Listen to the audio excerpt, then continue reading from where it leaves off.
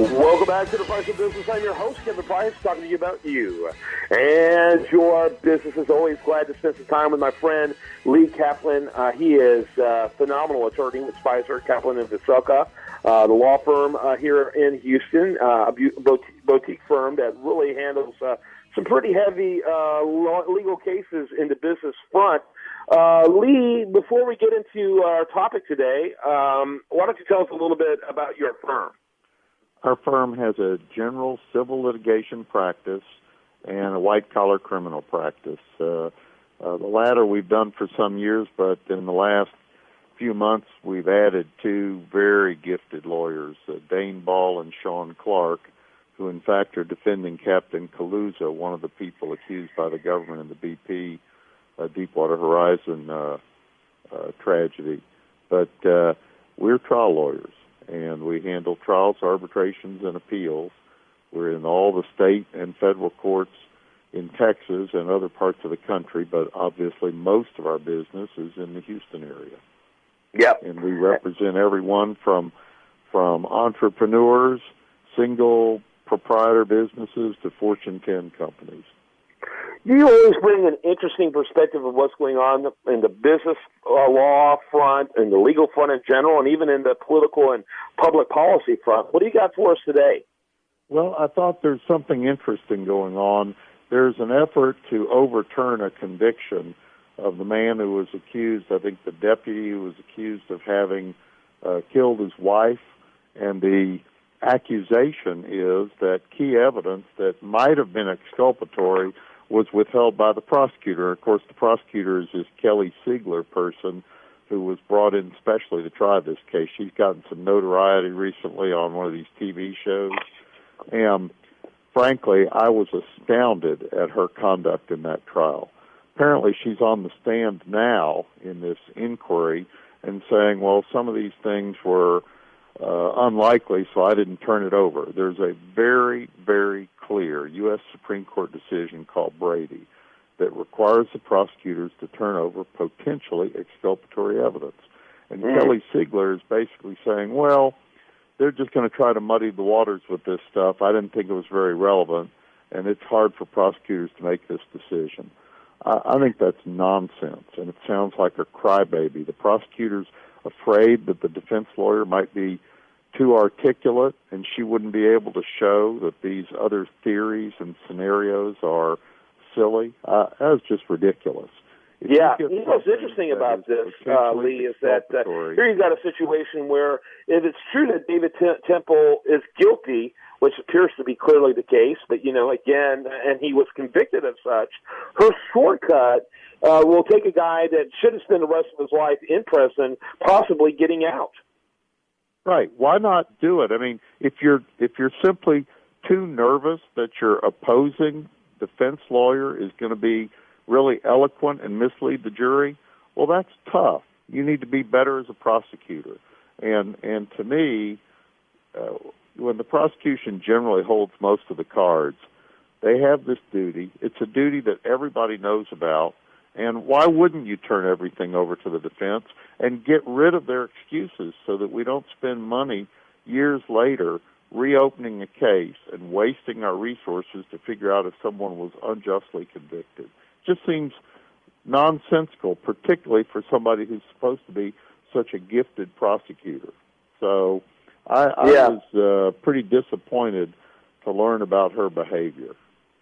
Yeah, and she's always been unconventional, hasn't she? Yeah, but people look, juries like to be entertained, and there's nothing wrong with that. But we've got rules. Live up to the rules. Don't make the easy decision and then expose the system to wasting time later to see if this gentleman really did get a fair trial and if he really was guilty. It costs us money in the long run. This is a shortcut that I really was sorry to hear about. Yeah, that is very disappointing. Talking to Lee Kaplan, talking about this incredible case. I remember back in 1999, and it sure did catch a lot of people's attention when David Temple was found guilty of murdering his pregnant wife, and it was a horrific story. And and if it's true, if it proved to be true, by all means, he needs to be able to stand there. Bad conduct by a part of prosecuting attorney could possibly change all that. But to me, I've said for a long time that law enforcement and this attorney offices are in the conviction business, not in the justice business. And I've said that for a long time. I've become very cynical, and I have very conservative leanings, but that goes against that. But that's kind of where I've gone to, Lee. Yeah, and the sad thing is, this breeds disrespect for the system. We want people on juries who trust the prosecutor to have done it right.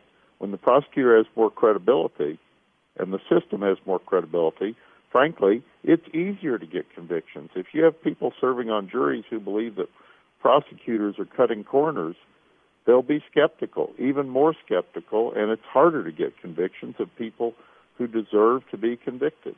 Right. So we'll see what happens with this, but it certainly did not look like the prosecutor used good judgment. Yeah, and it certainly looks like that's a possibility. 2014 is coming to a close. Your thoughts about it, from a law perspective in general? I'm sorry, 2014, the year? 2014 is coming to a close. What are your thoughts about it from a legal perspective? I would say the rule of law took a few hits this year in the United States. And that starts with the administration and goes down to the local administration of justice, whether it's police brutality issues with poorly trained police officers to people literally disregarding the facts and thinking that someone raised his arms and said, "Don't shoot," when most of the evidence that's credible is that that's completely false, to a president saying, "The only way I'm not going to act illegally and unconstitutionally is if the Congress does what I want," to right now an appeal in which someone is actually arguing that when the Affordable Care Act says something about an exchange established by the state, that refers to the federal government too. Those are ridiculous assumptions. Yeah. And very tragic year for the rule of law. No question about it. Society. It's probably the most sad thing about all that, Lee, is the collective yawn by the larger population when they see the fundamental system of government that really, obviously hasn't worked flawlessly because people were involved, but has worked really well. It's been assaulted, and that is rule of law. Talk a little bit about that apathy. Right. That's very sad. And frankly, the Fourth Estate, the media, has a responsibility to bring these kinds of things to light. And when we're all yawning about it, that's really sad. And I think we have a media that's not doing its job on both sides of whatever the political spectrum is. And so we're breeding cynicism in our society. That's dangerous. Yeah, and cynicism breeds more apathy. It's a vicious cycle. That's right. And people think they can't fix the system. So, what kind of things would you like to see happen in 2015? To make our society, our whole culture a better place. Well, I do think we'll be better off with better police training, and in some cities, more recruitment of minorities. Because if we have a societal divide in the United States, it is both a class and a race divide. And we have people who, in my opinion, perpetuate that, unfortunately. And we've got to do something about that. Perhaps I'm a Pollyanna, but I think that this is an enormously adaptive, tolerant, beautiful society, and we have the capability to disregard the people who are not like that. Those people get a lot of attention in the media, but I think most people don't accept the kind of hatred and personal venom and slavish adherence to what I guess I would call shibboleths and fake beliefs that get peddled so much on the airwaves. Most people are decent, and we need to promote that as much as possible, and that includes civil discourse politically. And it includes people behaving right in the legal system. So, what do you think about the police force reaction to the mayor of New York? Well, I thought that was kind of interesting. I think that's somewhat of an overreaction. While I think Mayor de Blasio is pretty liberal, I do not think that he is, quote-unquote, responsible for attacking the police force, let alone this crazy guy killing 2 police officers. You know, they may have some other gripes with him, but as somebody pointed out, mayors have been fighting with the New York Police Union for 50 years, and the fact that this guy is a little bit more liberal than some mayors, I think that's overblown. And, we sure are living in interesting times, though. A though. mistake by the officers. Yeah. We are living in interesting times, though, aren't we? Oh, yeah. Well, let me turn to one other topic very quickly. All right. And this is actually something that will probably mean less business for lawyers. If I were to talk to small businessmen about or people who own non-Fortune 500 companies, the one piece of advice I would give business people, whether you're a Fortune 500 company or a single proprietorship, is check all of your information technology security.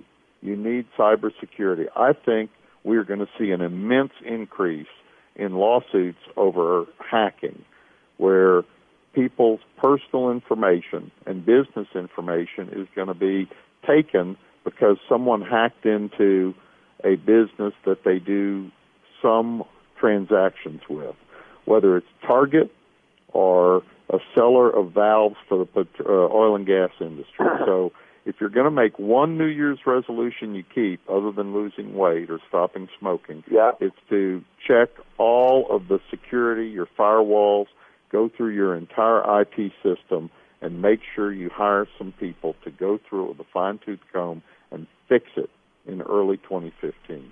Awesome. Very, very good advice from Lee Kaplan. Smeyser, Kaplan of Veselka, skv.com. Thanks, Lee, and look forward to having you with us in the new year. All right. Have a great year. That's it. Another great show. I wish you a Merry Christmas and look forward to being back with you on The Price of Business.